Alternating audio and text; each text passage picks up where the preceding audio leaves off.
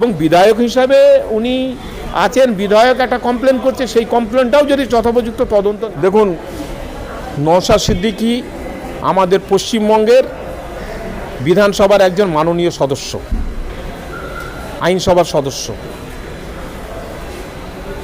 সর্বোপরি উনি মানুষ, আমাদের পশ্চিমবঙ্গের নাগরিক, ভারতবর্ষের নাগরিক।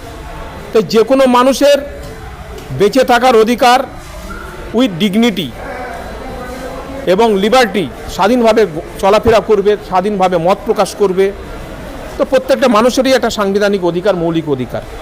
তাই নওশাদ সিদ্দিকীকে যে ওভার ফোনে ডাইরেক্ট যে হুমকি দিয়েছে, তাকে প্রাণে মেরে ফেলার একটা বিধায়ককে, এটা আমি ব্যক্তিগতভাবে বলবো যে আজকালকার তো আধুনিক যুগ, মোবাইলকে ট্র্যাকিং করা যাবে, কোথা থেকে কলটা আসলো, কোন টাওয়ার লোকেশন থেকে হলো। তো সাইবার ক্রাইমের যে আইন রয়েছে, সেই আইনের আওতায় নিয়ে এসে অতি দ্রুত এই ধরনের যারা হুমকি দিচ্ছে, যারা আইনকে হাতে নেওয়ার চক্রান্ত করছে, হতে পারে আগামী দিনে কোনো ঘটনা ঘটে যেতে পারে। ইতিপূর্বে আমরা দেখেছি কৃষ্ণগঞ্জের যে এমএলএ ছিলেন, তাকে মার্ডার হতে হয়েছে, খুন হতে হয়েছে। আমাদের এই ধরনের যে একটা আভাস পাওয়া যাচ্ছে, ওকে হুমকি দিচ্ছে, সেখান থেকে প্রশাসনের উচিত নওশাদ সিদ্দিকী কমপ্লেন করুক, অভিযোগ করুক না করুক, যখন ঘটনাটা প্রকাশ্যে এসছে, প্রশাসনের উচিত এই যারা হুমকি দিচ্ছে তার পিছনে কে আছে, সেই মাথাটাকে বার করে তাকেও আইনের আওতায় এনে তার দৃষ্টান্তমূলক শাস্তির ব্যবস্থা হওয়া উচিত। 3 তারিখে ঘটনা ঘটেছিল, তারপর থেকে তিনি অভিযোগ জানিয়েছে, এখনও সে দুষ্কৃতীকে ধরতে পারেনি। কী বলবেন? দেখুন, এটাই তো মানুষের মধ্যে আজকে ক্ষোভ। আপামর জনসাধারণ, নাগরিক সমাজ আজকে কেন প্রতিবাদ করছে, কেন জাগ্রত হচ্ছে যে আজকে আইনের শাসনটা কোথায়? একজন সাধারণ নাগরিক, তাকে কেউ হুমকি দিচ্ছে, মারবো, ধরবো, এই করবো, এটা তো কেউ আইন হাতে নেওয়ার অধিকার তো আইনে দেয়নি। আর প্রশাসন বলুক, সরকার বলুক, স্টেট বলুক, তারা তো সাধারণ নাগরিককে সুরক্ষা দেবে, সাধারণ নাগরিককে নিশ্চয়তা দেবে যে স্বাধীনভাবে সে ঘোরাফেরা করবে, ভয়ের বাতাবরণ থেকে বেরিয়ে আসবে, সে তার মত প্রকাশ করবে। তো সেখানে যদি কাউকে এরকম হুমকি দেওয়া হয়, আর তারপর পুলিশে কমপ্লেন হয়েছে, পুলিশ প্রশাসন জানি না কেন ঢিলে তালা। পুলিশ প্রশাসন যদি ইচ্ছা করে মোবাইলে ডাইরেক্ট সেই মোবাইলটা কার নামে রেজিস্ট্রেশন, কোন লোকেশন থেকে এসেছে, অনেক রকম ইনভেস্টিগেশনের গতি প্রকৃতি রয়েছে, কোন ওই মোবাইলটার IMEI নাম্বারটা কত আছে, অনেক রকমভাবে এখান থেকে খুঁজে বার করা যেতে পারে। তো প্রশাসনের উচিত এই ব্যাপারটাকে অত্যন্ত গুরুত্ব দিয়ে দেখে অপরাধীকে খুঁজে বার করা।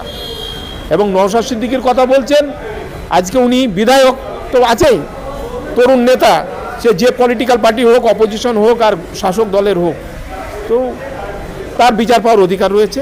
এবং বিধায়ক হিসাবে উনি আছেন, বিধায়ক একটা কমপ্লেন করছে, সেই কমপ্লেনটাও যদি যথোপযুক্ত তদন্ত না হয়, জানি না কেন হচ্ছে, উনি সরকারের বিরুদ্ধে হয়তো মুখ খুলেছেন, তার জন্য হয়তো প্রশাসন কিছুটা নির্লিপ্ত মতো আছে।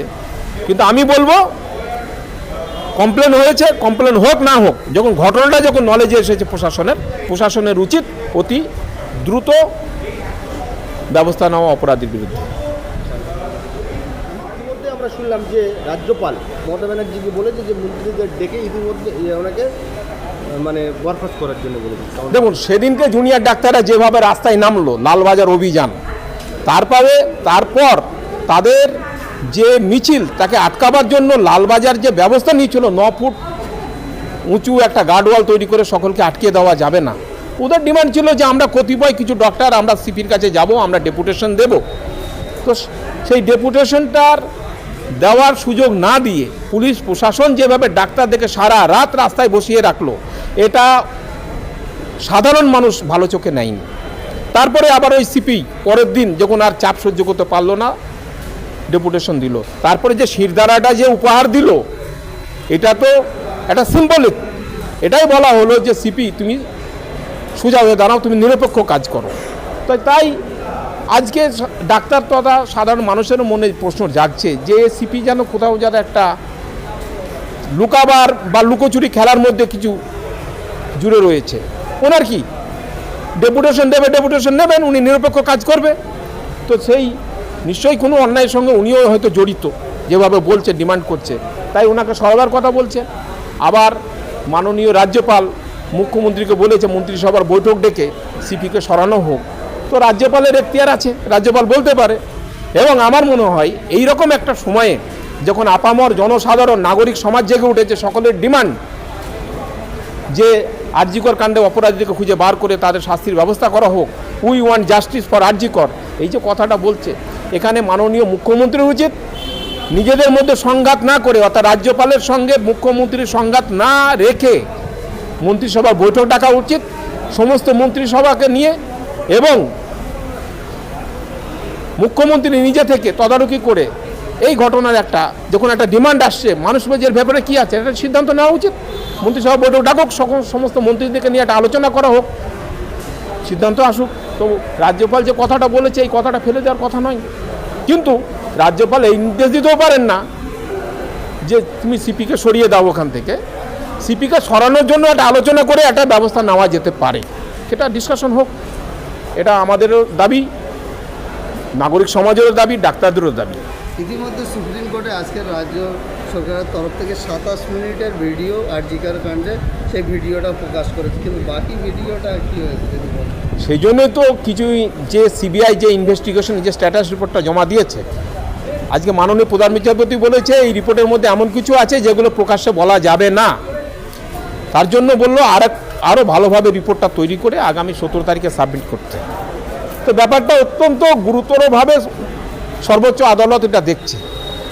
তাই ইনভেস্টিগেশনের তো কিছুটা, তো আমি বলবো কিছুটা ইনভেস্টিগেশন গাফিলতি অবশ্যই রয়েছে, এতদিন হয়ে গেল এখনও ইনভেস্টিগেশনের কোনো প্রোগ্রেস নেই। সিবিআই যে সর্বোচ্চ যে তদন্তকারী সংস্থা ভারতবর্ষের, তাদের দিকে সকলেই তাকিয়ে রয়েছে, মানুষ আশায় নিয়ে আছে যে কিছু একটা হবে, কোনো কিছুই নেই, কোনো প্রোগ্রেস নেই। তো সিবিআই বলুক যে সঞ্জয় রায় একাই এই অপরাধের সঙ্গে যুক্ত, একটা সোল অ্যাকিউজ চার্জশিট সাবমিট করুক, তার বিচার হোক, কোনো কিছুই আসছে না। যেন একটা মানুষের একটা আবেগের মধ্যে জড়িত, সকলেই মানুষ অধীর আগ্রহে তাকিয়ে রয়েছে, সিবিআই দিকেও তাকিয়ে রয়েছে, সুপ্রিম কোর্টের দিকেও তাকিয়ে রয়েছে। আমরা চাই দ্রুত তদন্ত শেষ হোক, অপরাধীদেরকে খুঁজে বার করা হোক এবং তাদের দৃষ্টান্তমূলক শাস্তি হোক। বিধায়ক তো আছেই, তরুণ নেতা, সে যে পলিটিক্যাল পার্টি হোক, অপোজিশন হোক আর শাসক দলের হোক, তো তার বিচার পাওয়ার অধিকার রয়েছে।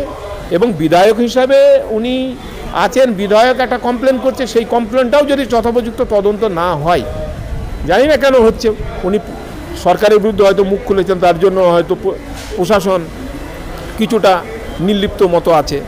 কিন্তু আমি বলবো কমপ্লেন হয়েছে, কমপ্লেন হোক না হোক, যখন ঘটনাটা যখন নলেজে এসেছে প্রশাসনের উচিত অতি দ্রুত ব্যবস্থা নেওয়া অপরাধীর বিরুদ্ধে।